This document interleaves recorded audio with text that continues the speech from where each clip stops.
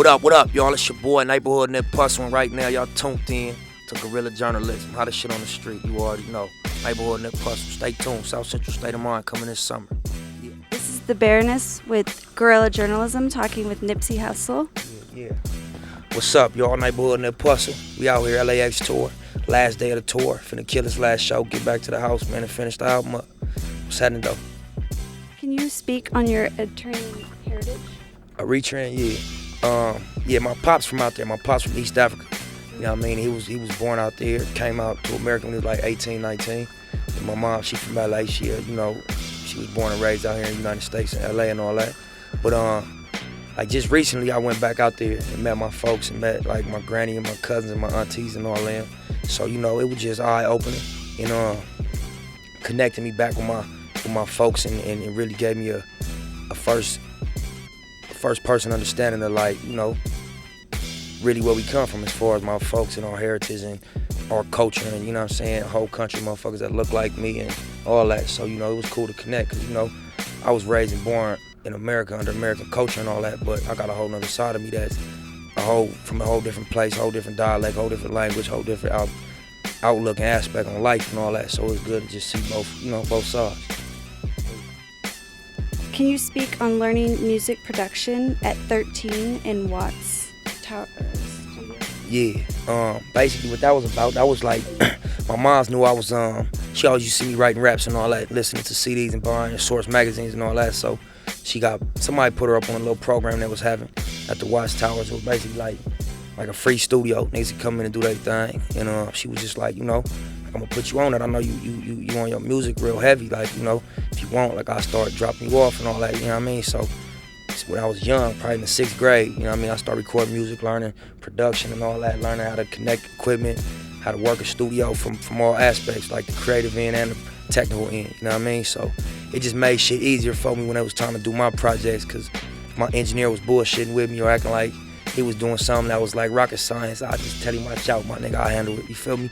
So couldn't nobody really bullshit me based on, I was well versed, A to Z on the whole process. Can you tell the story of hustling in the streets to the clothing store to investing in your own studio? Yeah, that's a long story. You want the whole story? As much as you're willing to tell. Yeah, I mean, basically, like I said, it really made me start hustling and trying to get on my own. I left the house at an early age. My mom's, she was paying the bills and all that, but other than that, we was kind of like school clothes and shoes and all that. That was on us as far as getting fresh and being a young nigga out here. So I got into hustling and trying to provide for myself based on becoming a teenager and wanting to get shoes when they came out and wanting to be fresh and wanting to have chains and be a part of that. Cause it was niggas that was having it and it was niggas that wasn't, and I didn't want to be one of the ones that wasn't. So my mom, like I said, she was in a position where she provided a roof for us and all that, but as far as anything extra, it was kind of tight, you know what I mean? So based on that and me really just having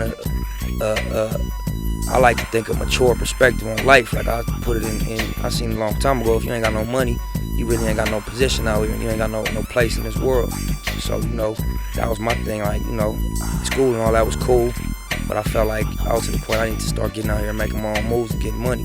So when I was 14, 15, I kind of fell back from the school thing and just started full-time grinding. I used to sell bootlegs, I used to sell my own CDs, I used to have weed spots, nigga done dabbled in a little bit of everything, used to go OT. But my main hustle was producing music and selling my music, you know what I mean? So I did that for years on Slauson and Crenshaw. I established my label, Slauson Boy Records. You know what I'm saying? In the same parking lot where my t-shirt shop is now was my little block where we used to just program and niggas used to call the police on us and police used to come bump us up and kick us out and take us to jail all the time and all that.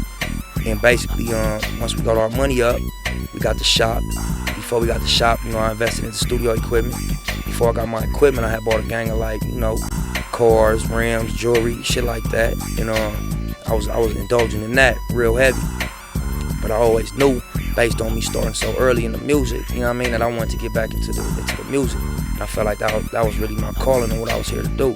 So eventually, after I done been on dubs, I done been on rims, I done had big chains, I done had all type of girls, I done lived that up.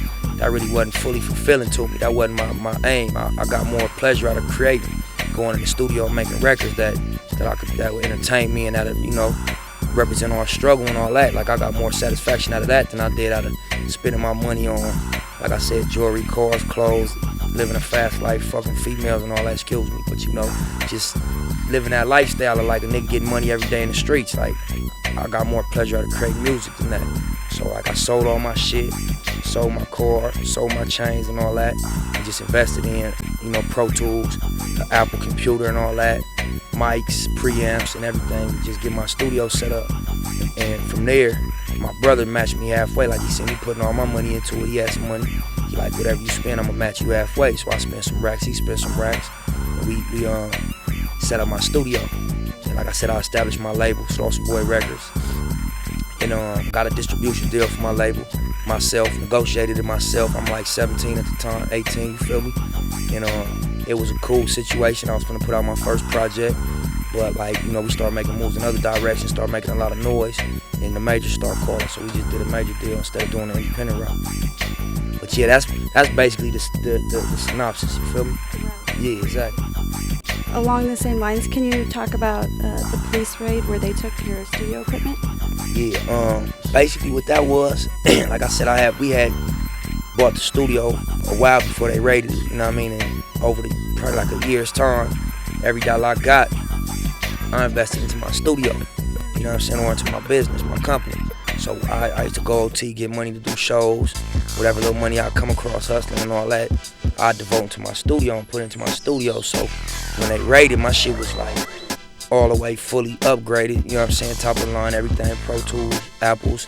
I had 2 setups, I had a pre-production and a real production room, you know what I'm saying. So when the police raided, it was like probably $100,000 to $200,000 worth of shit, as far as equipment, more jewelry, just stuff that they took from the house when they raided. And not to go into too much details what it was over, it was just, they was coming from my brother, and it was his house, you feel me?